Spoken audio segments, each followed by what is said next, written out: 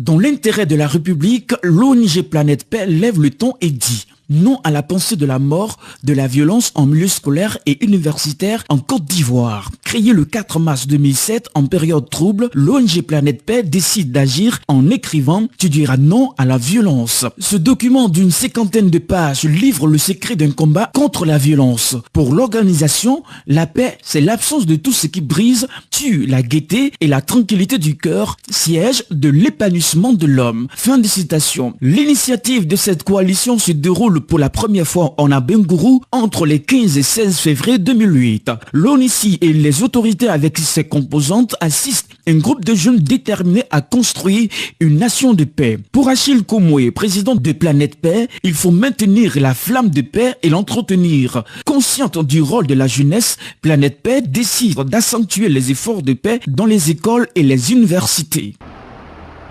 L'ONG Planète Paix, consciente du rôle nécessaire de la jeunesse dans le maintien de la paix, a décidé d'accentuer ses efforts d'une façon tout à fait particulière dans les écoles et dans les universités. C'est pourquoi, dans un premier temps, nous installons sur toute l'étendue du territoire nos sections. L'ONG se donne pour mission, dans un deuxième temps, de former tous ses membres à la culture citoyenne et démocratique pour le salut de la Côte d'Ivoire et partant de toute l'humanité. C'est en conjuguant nos efforts que parents d'élèves, enseignants, professeurs, étudiants, élèves, nous réussirons à relever ce défi. La tâche est peut-être difficile, mais pas impossible. Quand l'intérêt de la nation l'exige, tous les fils et filles comme un seul homme doivent se mobiliser, ils doivent mobiliser leurs forces. Plus qu'un trésor, la paix est un autre nom de Dieu, la paix viendra. Pour l'ONG, les ennemis d'hier doivent réapprendre à vivre ensemble dans le respect de leurs différences.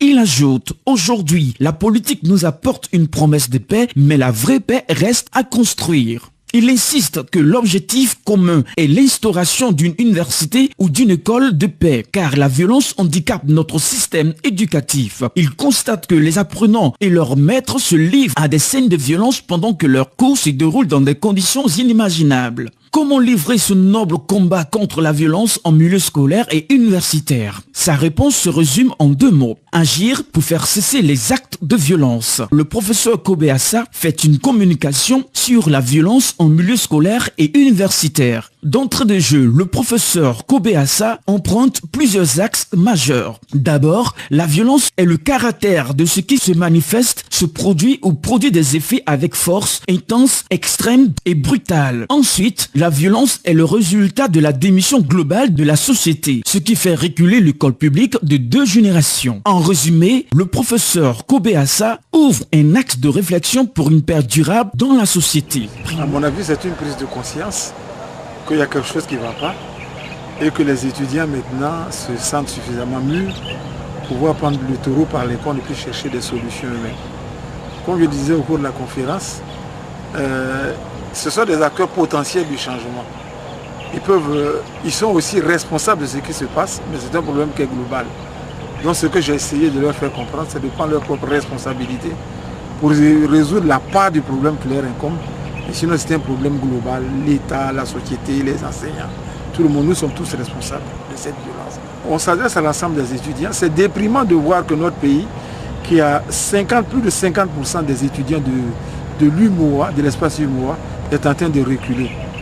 Moi je pense que nous avons une très bonne position actuellement par rapport aux autres. Et c'est un héritage que les anciens leur laissent. Il faudrait qu'ils perpétuent cet héritage-là et qu'ils fassent en sorte que nous soyons toujours premiers dans le domaine de la connaissance et qu'ils donnent la priorité à la formation plutôt qu'à la politique pour que la Côte d'Ivoire vraiment puisse avancer. Primo, l'autorité parentale doit être un modèle pour des enfants devenus violents à l'école. Secondo, pour ce déficit de paix en milieu scolaire et universitaire, l'autorité publique doit savoir prendre ses responsabilités. En clair, les apprenants se servent de la violence comme un moyen de revendication pour imposer leurs opinions à tous. Toutefois, il recommande le changement de mentalité à tous les niveaux. Le germe de la violence ne dérive-t-il pas de la politisation de notre système éducatif, conclut-il? Nous avons choisi ce thème parce que nous avons estimé que s'il y a une certaine violence, oui, j'allais dire la violence sous toutes ses formes en milieu scolaire et universitaire, c'est déjà un handicap pour le système éducatif ivoirien. Or, il nous faut aller de l'avant.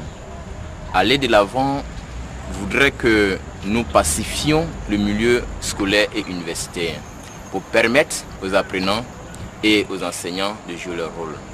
Les enseignants auront donc la latitude d'enseigner, de former convenablement les étudiants et les élèves et étudiants auront également l'opportunité d'apprendre dans des conditions sereines et pacifiques.